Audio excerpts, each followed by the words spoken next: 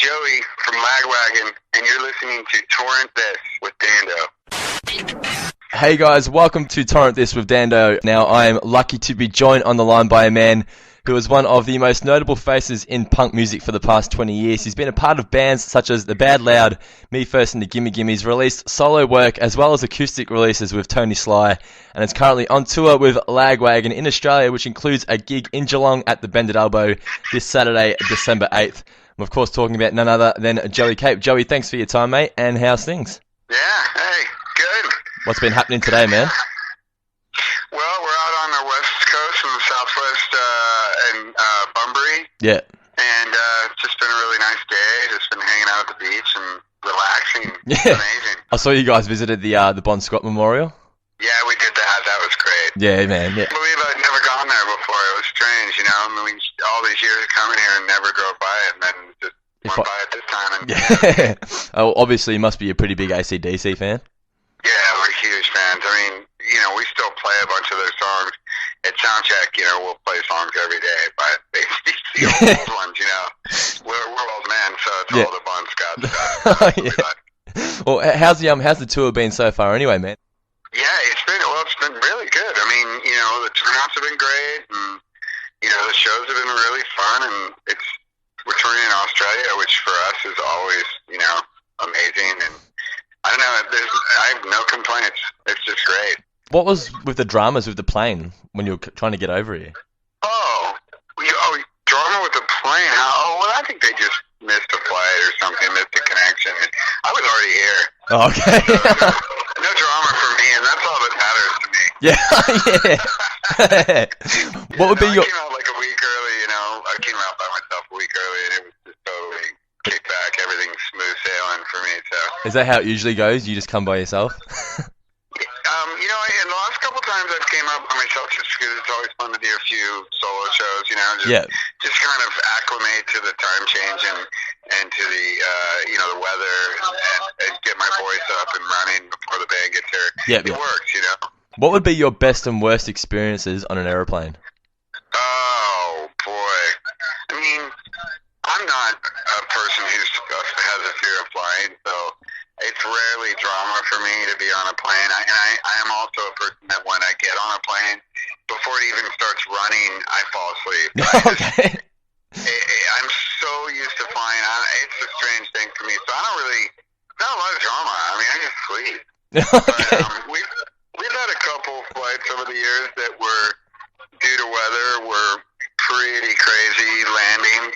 And, you know, there's been scary moments where you drop like a quarter mile or a kilometer, you know, a quarter of a kilometer or something. You drop. Shit. You know, like a quick, swift drop, and then all the lights are coming on, and then you can hear in the voice of the stewardess or, you know, the whoever's, you know, announcing. You can hear that there's. I mean, we've had a few of those over the years. Okay. But whatever. Yeah. Well, looking back now on your career, are you glad that you guys made the decision not to do too much publicity in the way of videos and radio? I am, yeah. Because for me, bands, you know, often complain about the kind of the type of success that they get, and it's so often based on what they try to expose themselves to and the choices that they make media-wise, et cetera, and, you know, I think that we were fairly aware early on that it just wasn't what we wanted, and so we just kind of stayed under the radar a little bit, and it's less of a roller coaster, and there's less drama, and, you know, it doesn't change much, you know, and so it's reliable, and then, of course, remains about music rather than about other. It doesn't get as political, and, you know, we same label all this time, and yeah, I'm completely proud of that and happy about it as well, because it's been very simple and easy for us. Do you think, like, you'd be standing here right now, still touring the world, had you became, like, a massive commercial success in the 90s? No chance. I believe there's no chance that we'd still be together. Okay. Because there's just too much that goes into that, and, you know, we've had our volatile kind of relationship to begin with forever. You know, our band is we're a family, and we deal with each other, and we love each other, but we also, you know, there's animosity Yeah. And like anything else, and yeah, you know, the relation we've had pretty intense relationship as a band and our band members and stuff. And I think if we had to deal with that kind of stress that goes on beyond it and the pressures from the outside world rather than deal with it on our own, Yeah. I think we would have imploded quickly. But I also think that you know you have to look at your band objectively to a certain extent if you can. It's really difficult to do, but if you can, you know, I think the band is not that accessible. I see us as, you know, we're a bunch of weirdos. I mean, we have a giant and a dwarf in the same band. You know? That's awesome. Yeah. and now we have two dwarves. Two. You know, and originally we had two giants. So I don't know. You know. Not ready for television, you know. Exactly, and reality shows already lined up.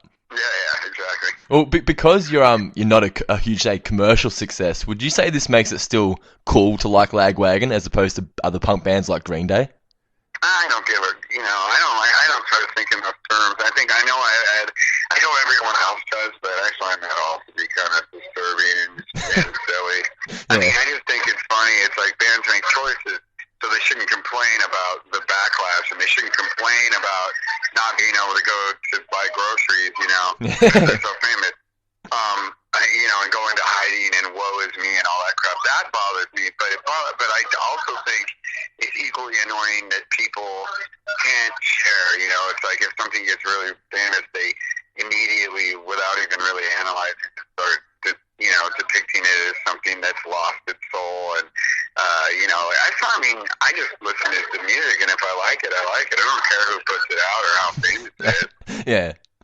Well, you've got yourself a heap of other projects like Me First and the Gimme Gimmes, Bad Loud, Scorpios. But will Lagwagon always be your favourite child? Yeah, I mean, it's, you know, it's not always my favorite, but it's definitely always the most important to me because it is like family in that same sense. I mean, this is the family I've had my whole life, you know? Yeah. So if I write a song, the other bands get the leftovers. That's how it's always been, you know? The songs go to Lagwagon first, and they go to the band, and if the band likes the songs, we go somewhere with them, and they evolve. You know, they evolve within the band. But the songs that don't work with Lagwagon are the songs that go sitting around, and there's enough of them that the other bands end up happening. Yeah. Just because, I mean, I might as well keep being creative. And of course, I love doing all these other things because it makes me appreciate what I'm doing in this band much more. Mm-hmm. Yeah. Well, and everybody in the band knows that. They all know that. So there's no animosity there, you know? Yeah. No love. Well, you guys, you're going to get to working on a new album apparently after this Aussie tour. Is it true? Apparently it's going to be kind of metal? Well, I've been saying a little bit of that, but I don't want to say too much because you really don't know what you're going to do until you get the room together. You know? I don't know what kind of babies we're going to make, you know? We might make some, you know, we might have some gingers, and there could be all kinds of craziness going on when you get involved, you know? But, yeah, no. Yeah, I don't know. It's funny. I've been writing, and the stuff that I've been writing for the band is definitely the heavier and harder and rippier kind of approach, because I feel like at this point, just analyzing the set that we do and what we love to play and the songs that everybody seems to be unified in feeling on the stage like the most, they're the riffier, crazier, kind of older, you know, I don't know. So I just feel like, well, fuck it, I still love that. I'm going to write that way for the band, you know, and it's not calculated, it's just what feels natural right now.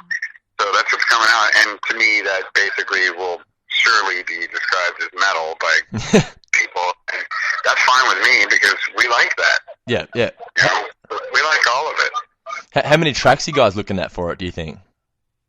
No idea. I mean, this is all stuff that remains to be seen because, you know, the way I always do it with our band is I just write as much as I can write, and then we get together and other people have some riffs, and we, you know, basically we could go in with, I could go in there with 30 ideas and only 6 of them come to fruition. Yeah. Like that state where everybody's like, yep, this is good.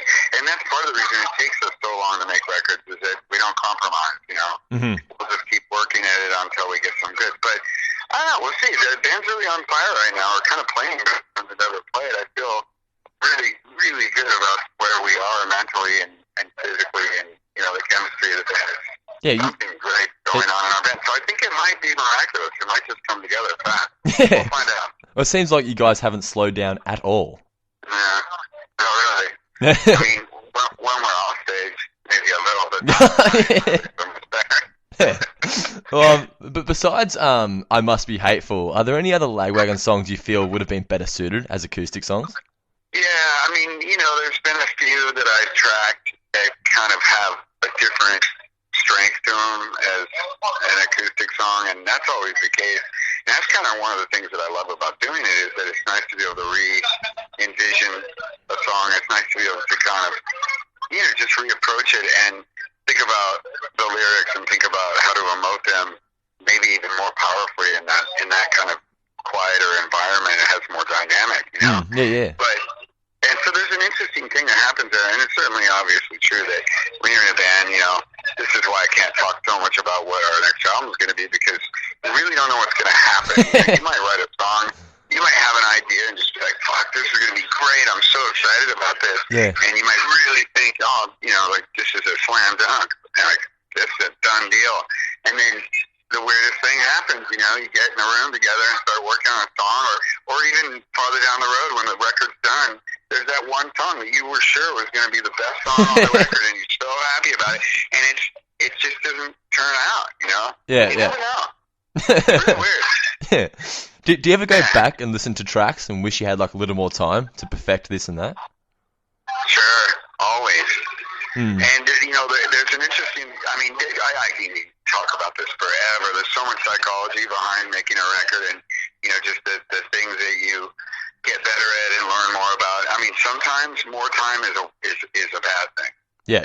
Sometimes budget and, there's this thing that the necessity actually sometimes brings kind of better outcome, because you have less tools and less time. Yeah. You just kind of get down to the nitty gritty and the soul of the song, and just boom, that's it. Put it on paper, it's done. And I think sometimes, and actually almost more often than not, that's the better way. Yeah. But there's definitely times when there are the other times when, you may be not quite there with the song, but you've just run out of time and you've got to just lay it down. And, people have different ideas or what. Yeah, it's never going to be perfect. I mean, it's what art. It's art, Yeah. It's like the analogy, like you give a 4-year-old a paintbrush, and they'll just keep painting and painting and painting and painting until it's black. Yeah. And at some point, you just have to pull the paintbrushes out of their hands, Yeah. Well, that was done in 4 days, wasn't it? Yeah, 3 for the music, 1 day to mix. That's crazy. I know. But it was basically a live record, and back then, bands will tell you this. If bands have been together for a while before they do a record, generally the songs that are on their first record are songs they've been playing for years, you know? And it was our case. I mean, we rehearsed back then 5 days a week. We had gigs almost every weekend. We were playing gigs. We just played those songs so much that by the time we got in the studio, I was like, "Oh, we're doing a record." It was almost like, dude, just roll the tape. Whatever. So it's easy, right? And then you get to your second album, you still have a handful of songs that didn't make the first, and so it's still kind of like we got lots of source material, lots of beginnings of a great record or something, at least that for you is a good record because you've already tried these songs out. They're already seasoned in some regard, and then you get to the third record, and there's still kind of hanging out, but you're writing, and maybe you get better in a lot of ways, but you're running out, but it's harder work. And I think it's if a band's been around a while, by the fourth record, you're just totally out of material, and you have to completely write everything, which is fine, because that's good, because by then by the third record, supposedly you evolve, Yeah. Supposedly. Anyway, you got to keep writing. But it's cool. It's a good thing about the early years of a band. You usually have a lot of material to sort of, play with. Yeah. Would you... when the songs don't work, you can re-envision them and go back to them later and kind of format them and rework them, and then all of a sudden they become the best song on that next record, Yeah. It's a weird thing, Would you say punk music is easy to write? I mean, hey, I don't even know how to answer that question because it ages differently for everyone, and it's a different thing with depends on what age you are and what you consider punk music is totally different to everyone from everywhere in the world, Yeah. and at all different ages. And it's always like funny to me because everybody has an idea of what it is that happens in places they don't live, and everybody has an idea of the way the timeline works, what bands deserve credibility, what don't. Nobody can possibly know what someone was thinking when they wrote a song. Nobody can possibly know whether it was totally calculated or there was integrity there. And, you know, people's criteria is all based on just a bunch of bullshit. Yeah. I mean, so I look at it like, punk, you want to be punk, just think for yourself. Just be an individual and do what you want to do. And you know, so yeah, it's always going to be there because to me, what it means is it's about doing something that isn't going to necessarily be the popular thing to do. Yeah, that's exactly and right. Doing it because you love it and you have no choice. Mm. Would you say you still love what you're doing? Totally. Yeah. If I didn't, I'd quit. Yeah. I'd be lying to say I love it all the time. I mean, it's like anything else. It's not always just good times, you know. I mean, definitely there are times where I'm like, fuck, wish I knew how to do something else. Yeah. You know? That's true for everybody. Nobody loves what they do if it becomes a job all the time, you know. But I got the best job that you could have. Yes, that's all that matters, man. Yeah. All right, well, just a couple more questions, dude, and I'll let you on your way. I know you're a busy man. Yeah, that's cool. Where do you see yourself on both a personal level as well as the band in 12 months' time? Oh boy.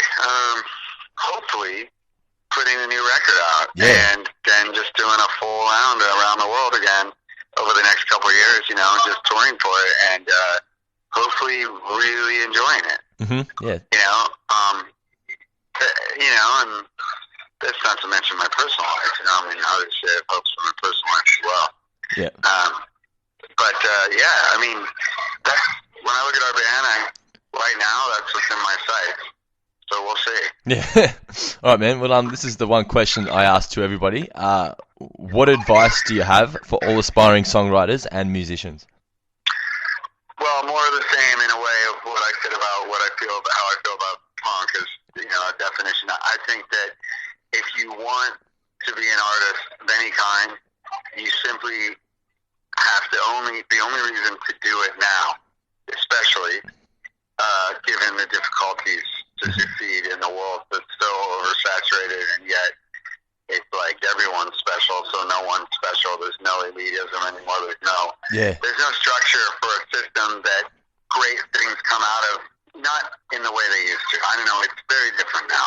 So unless you absolutely don't have a choice because you love it, and it's what you need to do to be content, and it's what you need to do for, you know, to be cathartic, and if it's that important to you, then be an artist, you know. Yeah. But otherwise, get the fuck out of the way. Because it's annoying to me that, you know, everybody's a narcissist and everybody's got their own. Everyone's a photographer and everyone's a painter and everyone's a songwriter. Dude, you haven't made a song yet? Well, you got to do that. You know? To be a complete narcissist, you have to do everything. You know, I don't know. I'm kind of, you know, a little bit. It sounds a little bitter old man type, but fuck, I mean, it's a little annoying to me. So, you know, when people are just like, yeah, I'm in a band, and, you know, sure, rite of passage or whatever, but, you know, unless you really, really love it, and it's something you really want to do, and you really, really live for the art, just don't do it. Okay. Well, and it definitely do it for fun, and don't have any expectations, because it's highly unlikely that you're going to really get anything out of it other than your personal pleasure. That's the other reason, you know, like that's really what it boils down to. I mean, do it because you love it, because you get instant gratification out of that. You're not looking for more. Yeah. Well, what did you expect when you first started your career? Nothing. And Nothing? That's why it's great. No, really nothing. I mean, I would always shocked when we made a new record. Every time we did anything new, went on a new tour, even to this day. Yeah. And especially nowadays, you know, in a way. But yeah, I mean, early on, you know, we made our first one. I remember the first time I held the CD in my hand, I was like, or the cassette, I think it was. I was like, you know, totally blown away by that experience and grateful. Yeah. And